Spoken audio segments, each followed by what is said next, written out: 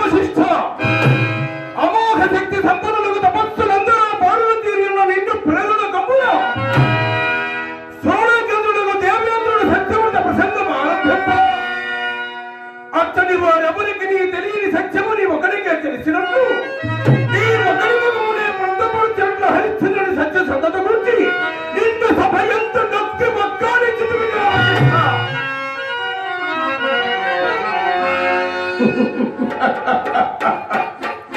అవునవును, నిరంతరం ఆ రాజుని ఎన్న చేరి యక్షకములాడుతూ పొట్ట పోసుకుంటున్నందుకు హరిశ్చంద్రుని పనికి అభిమానం. నీ అభిమానపు మాటలు మా ఎదుట పలుకుటకు నీకు రొమ్మంతయుడు సిగ్గులేదా? అవునులే, నీకేళ సిగ్గు.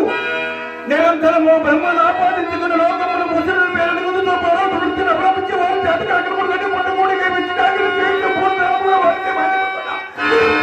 సిగ్గు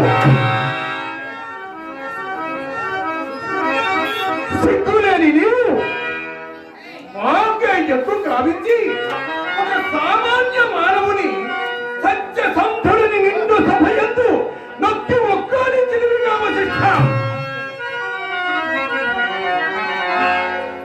ఓరి దేవేంద్ర, నీ సమక్షమున వశిష్ఠులను పూర్వపక్షం చేసి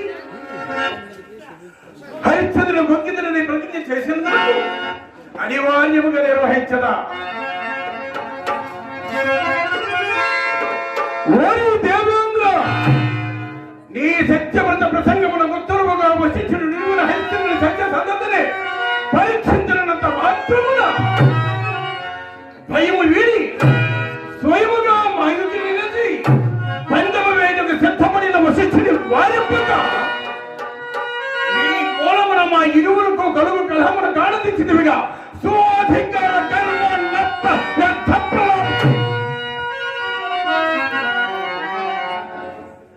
మేమందరము నిన్నొక పెద్ద చేసి ఆ చింతామణి పేదమును చిన్నదులకు పొగరుచే కంద కావులమున గుడ్డు వచ్చి పిల్లలు వెక్కించి తనుమున మేలుగా